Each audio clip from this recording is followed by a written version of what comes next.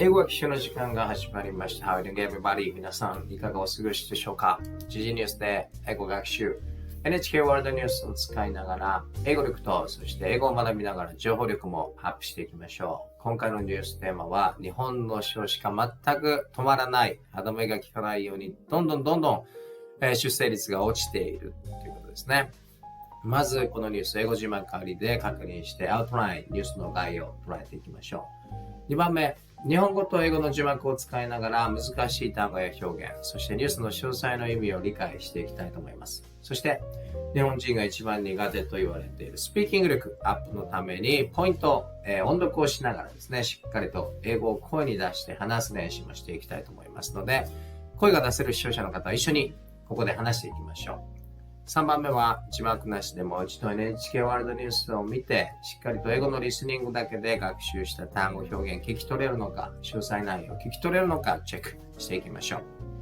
ここまでは英語を学習しながらしっかりと情報を頭にインプットしますけれども、4番目はですね、そのインプットした情報をしっかりと自分の英語を話すことでアウトプットできるのか練習をしていきたいと思います。マイクロソフトの生成 AI を搭載したコーパイロットチャットを使うとまるで人間と英会話をしているように無料でいつでも好きな時に好きな場所で英語を話す機会増やして英語を話す練習ができますので、継続して練習することによってどんどん日本人が苦手と言われているスピーキング力アップ間違いなしです。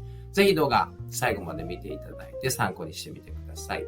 英研究家事チャンネル、英語力アップに使える動画、情報力アップに使える動画上げていきますので、いいなと思ったらチャンネル登録、そして高評価ボタンのクリックよろしくお願いいたします。それでは早速、今日本で何が起こっているのか見ていきましょう。Let's get it started. さあ、それでは左側の NHK ワールドニュース、右側の英語原稿ありで見ていきましょう。読まれているところをこのようにカーソルを回していきますので、必要な方は参考にしてみてください。言語がなくても字幕がなくても聞き取れそうだ。聞き取り挑戦してみようという方は字幕は無視で左の NHK ワールドニュースだけ集中して見ていただければいいと思います。それでは行ってみましょう。Let's try to understand the outline of this NHK World News with English subtitles. Let's try it. Now to Japan, where the birth rate continues to fall. The health ministry has revealed the number of babies born in the country last year was the lowest since record-keeping began. The total of 758,631 was down over 5% from 2022. It has now fallen for 8 straight years. Births in Japan have been steadily declining since the post-war baby boom era. Around 2.7 million babies were born in 1949, the record high. The number of marriages also slipped last year to roughly 489,000. The figure is less than half the record and marks the first time in 90 years the total has fallen below 500,000. One expert says the decline in marriages suggests the number of births will continue to fall.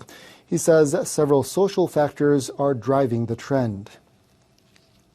低所得層を中心にですね、We need to raise wages, especially for low-income earners. It's important to create a society in which both men and women do housework, raise children, and work. 支えていくというような、そういったような社会を作っていくことが必要だと思います。Health ministry officials also say they expect births to continue declining as young people are waiting longer to marry and have children. Meanwhile, preliminary data shows the number of deaths last year was also a record high at nearly 1.6 million. The officials described the country's demographic situation as critical.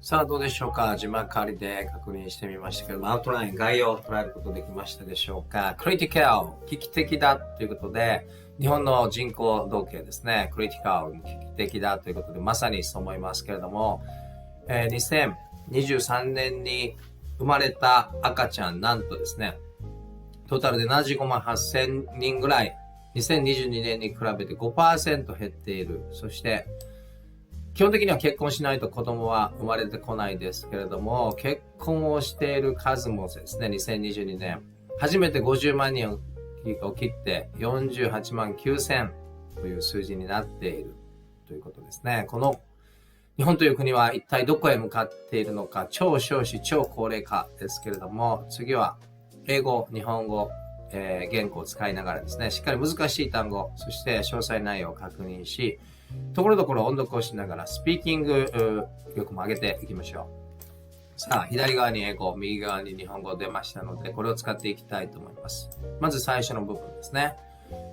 さて、少子化が続く日本のニュースということで、保健省ですね。去年この国で生まれた赤ちゃんの数が記録を取って以来最低だったことを明らかにしたということですね。ではここ難しい単語表現ですけども、birth rate 出生率ですね。continues to fall 引き続き fall どんどん下がっているということですね。Health Ministry 保健省ですけれども、reveal発表する、明らかにしたこの数字ですけれども、lowest since record keeping began ということで、この出生率のデータを取り始めてから lowest 過去最低になったということです。それでは次、見ていきましょう。この部分ですね。合計、出生数ですけど、75万8631人。2022年から 5% 以上減少。8年連続で、減少し続けているということですね。出生率、戦後のベビーブーマー時代から着実に減少しているということです。急に始まったわけではなくて、もうずっと、少子高齢化言われていますけれども、さらにひどくなっているということですね。赤ちゃんが生まれてこないということです。若者、国の原動力ですから、こうなってくるとですね、日本の労働力、そして経済パワーもですね、どんどん落ちていくんだろうなというのがもう簡単に想像できてしまいますね。さあでは、ここですね、音読を一緒に視聴者の方もしながらですね、英語を話す練習して、スピーキング力上げていきましょう。The total of 758,631 was down over 5% from 2022 and has now fallen for 8 straight years ですね。情報として2022年から 5% 減って、去年2023年は75万8000人ですね、約。しか子供が生まれなかったということです。steadily というのは着実に declining 低下傾向にあるということですね。そして post-war baby boomer era というのはですね、第二次世界大戦が終わった後、ベビーブーマー、子供がたくさん生まれたそんなベイビーブームと言われた時代がありましたけれども、その戦後ですね、the post 後ですね、the post-war 戦後のベビーブーマー時代から着実に低下しているということです。それでは次、ここを見ていきましょう。戦後の1949年に生まれた赤ちゃんというのはですね、なんと年間270万人も生まれていた時代があって、過去最高を記録したですね。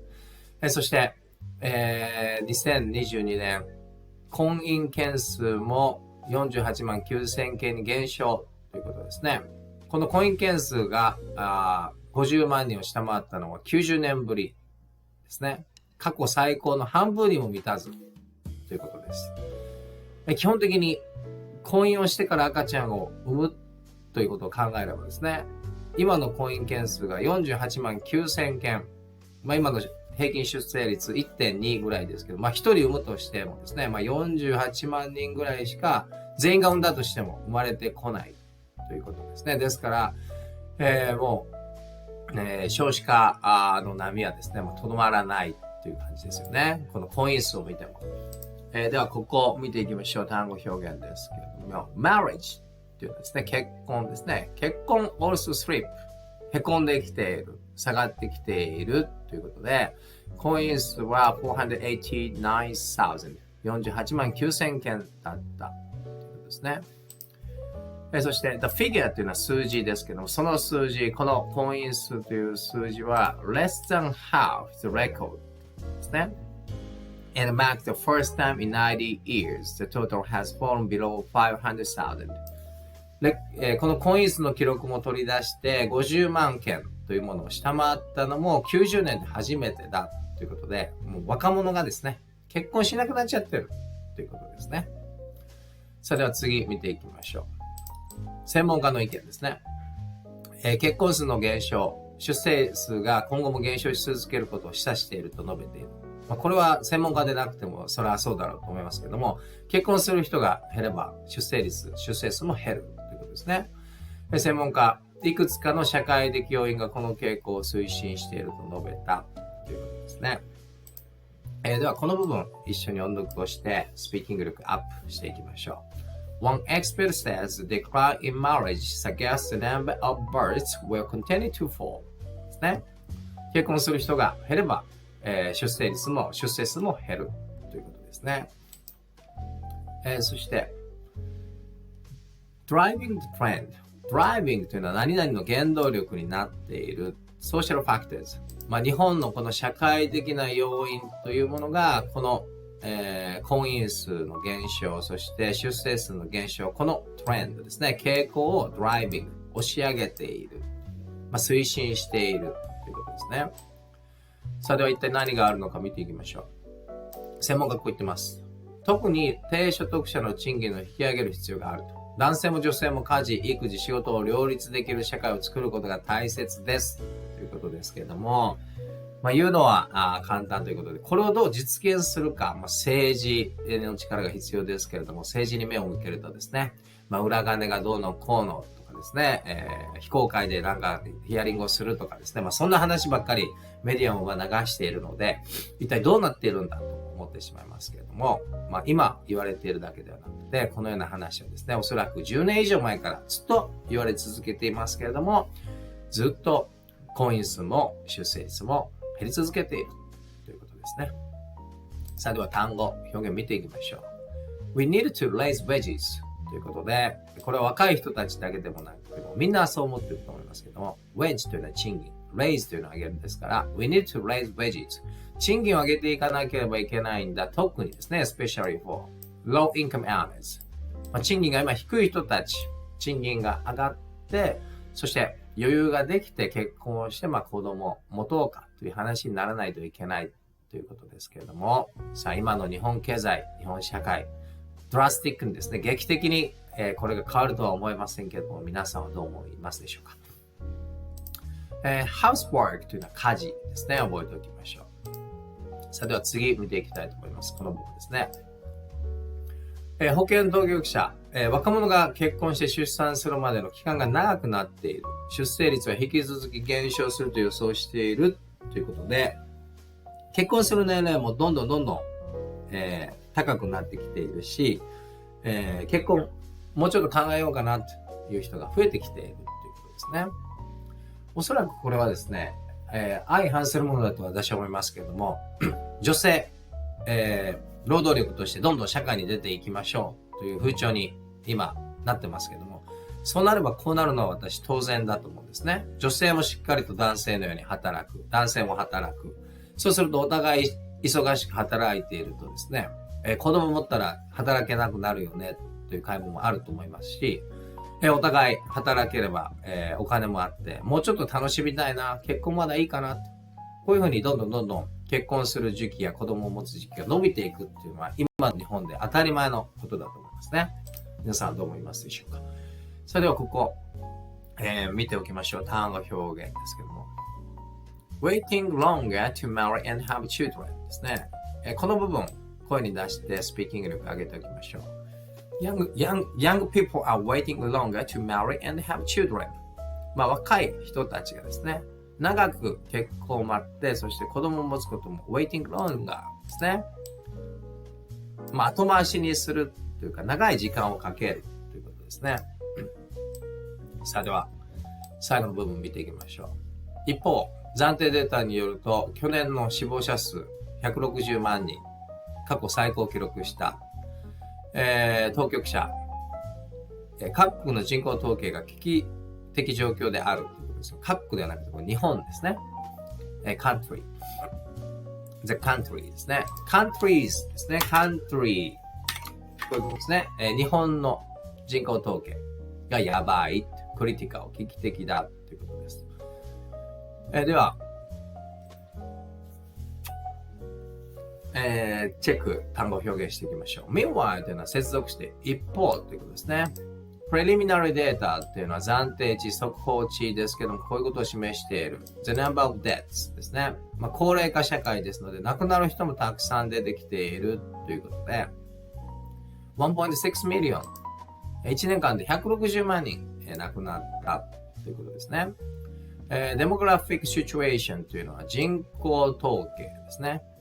demographic というのは人口のって意味ですから、demographic situation、この人口統計が critical というのは危機的という意味で、危機的状況であると言われているということで、何もこの数年言われたわけじゃなくても10年以上前からですね、日本の人口統計、少子高齢化やばいよって言われてましたけども、何も変わらない。リーダーの政治家は一体何をしているんだということを言いたくなりますけれども、人のせいばっかりにするのは良くないということですね。しっかりと私たちは英語力と情報力を上げていきたいと思いますけれども、さあ、しっかりと英語と日本語で英語を学びながら、この日本という国のですね、人口統計が一体どうなっているのか、しっかりと学べたんじゃないでしょうか。それではですね、次は3番目。字幕なしでもう一度この NHK World ニュースを見て、今度は英語のリスニングだけで学習した単語表現聞き取れるのか、詳細内容を聞き取れるのか、チェックしていきましょう。Let's try to understand every details of this NHK World News, but this time without English subtitles. Let's try to understand every details only listening English. Let's try it.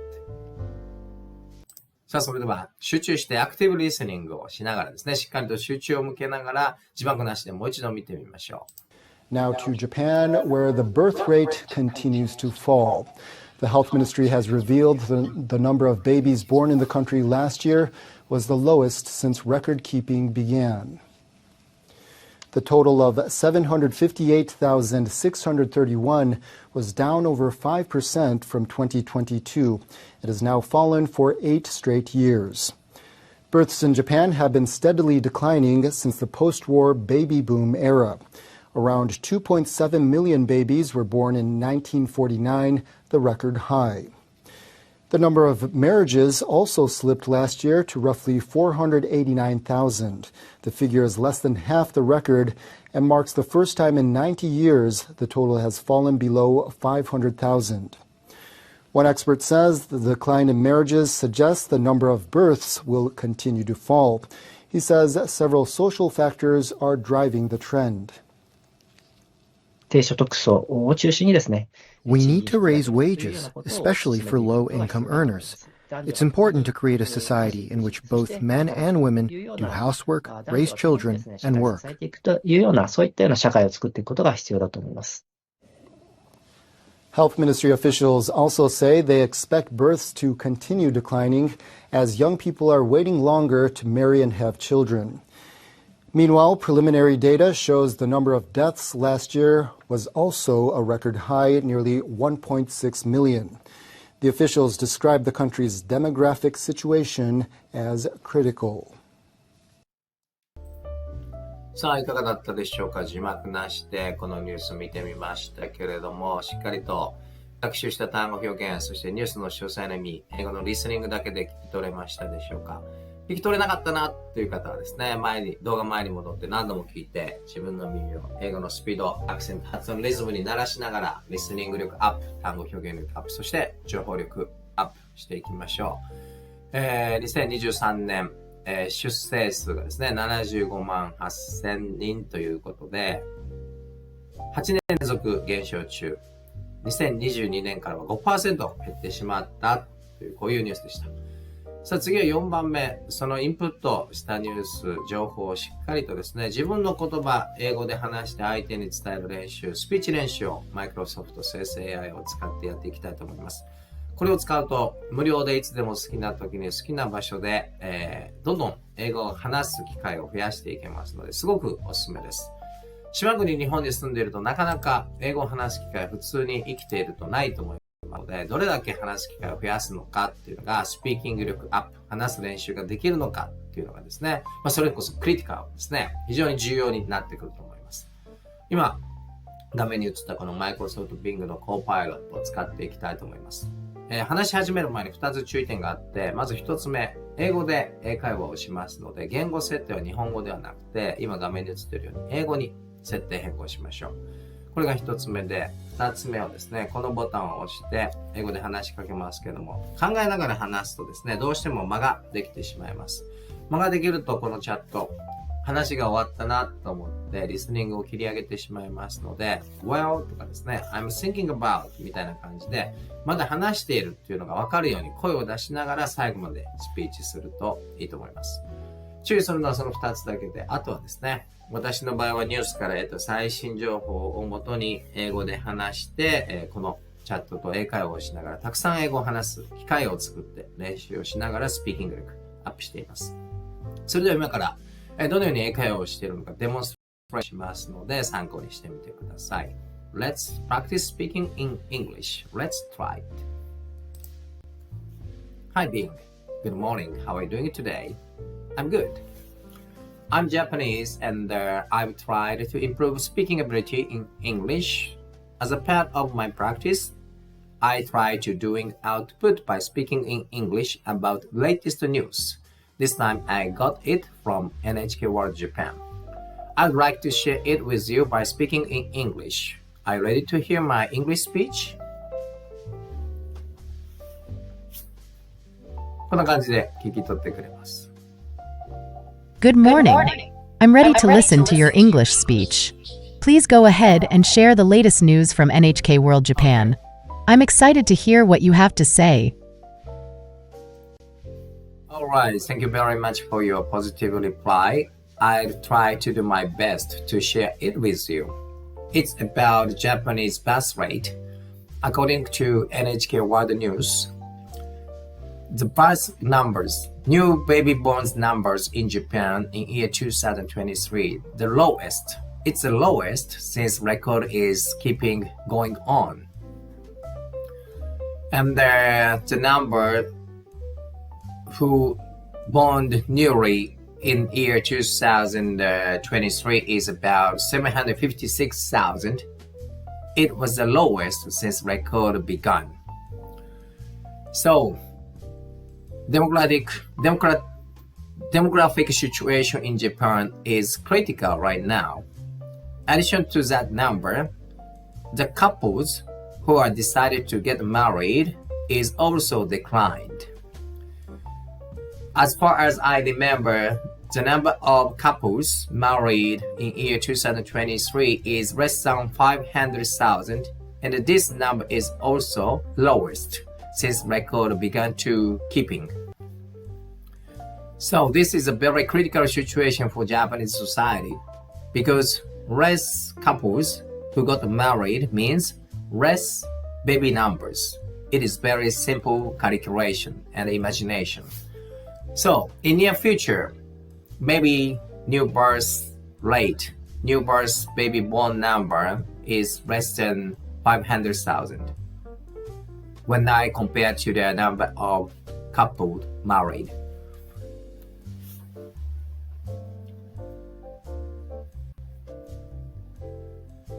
Thank you for sharing this important information from NHK World News. The demographic trends you've mentioned indeed highlight critical challenges for Japan's society. Let's break down the key points. Birth rate and newborns. The birth rate in Japan has reached a concerning low. In the year 2023, approximately 756,000 babies were born, which is the lowest number on record. This decline in newborns has significant implications for the country's future population and workforce. Marriage decline. The number of couples getting married in 2023 was around 500,000, also the lowest since records began. Fewer marriages mean fewer opportunities for families to have children, which directly impacts the birth rate. Population imbalance. The connection between marriage rates and birth rates is straightforward. Married couples are more likely to have children. With fewer marriages, there's a risk of an aging population and a shortage of young people to support the economy and social systems. Challenges ahead. Japan faces the challenge of encouraging more couples to marry and have children. Policies and societal changes are needed to address this demographic crisis. In the near future, it's crucial for Japan to find ways to reverse these trends and ensure a sustainable population. Perhaps innovative family support programs, improved work-life balance, and changing societal norms can contribute to a brighter demographic outlook. Right, thank you very much for your comment and the additional information about this topic. Yes, exactly. Japanese demographic situation is very critical, and as you said, some drastic change, or how can I say, very significant social change is required for changing this trend. By the way, this is my personal opinion, but now Japanese government, Japanese society are encouraging women to work outside as a workforce, because as you said, and we all know that the Japanese population growth is meaning less workforce. So the Japanese government, Japanese society is trying to asking more women to work outside as a workforce. If this trend continues, it is natural that, for example, the age when couples try to decide to get married is, how can I say, delayed, because both men and women is working outside as a workforce. So when they get married, maybe they think that to have a baby is a little bit later is just fine, because both men and women are working outside as a workforce. So I think, how can I say, the balance and the opinion and the strategies made by Japanese government, one side, they are urging couples to have more babies. On the other hand, as a workforce, Japanese government is urging more women to work outside. So I think this is not balanced when it comes to the try to have more babies. What do you think?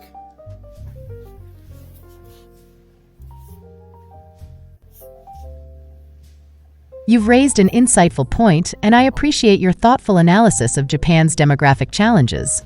Let's delve into this complex issue. Balancing workforce participation and family life.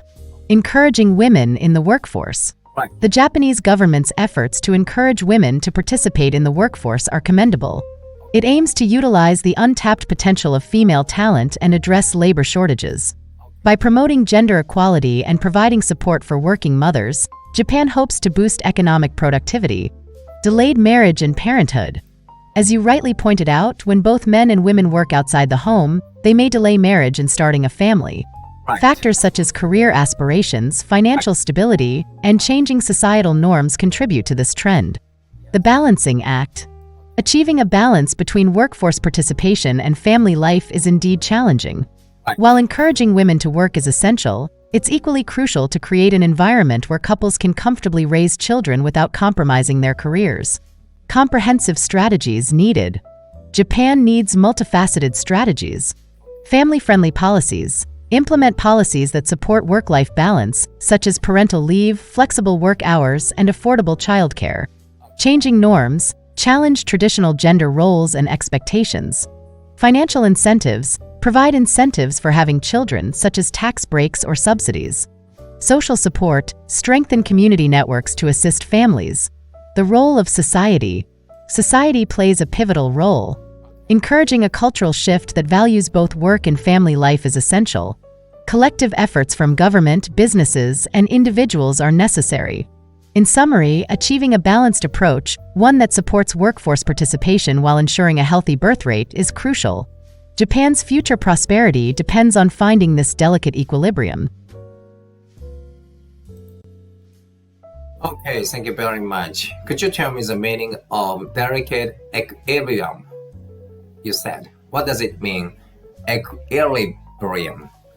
Difficult to pronounce. So could you tell me what does that mean? And I think that having this kind of conversation in English is very good for improving my speaking ability in English, as well as expanding my knowledge and doing output by speaking out in English about this kind of topic is very crucial. Not only doing input of this information, but also doing output by speaking out in English is very important to improve my English speaking ability, as well as expanding information knowledge.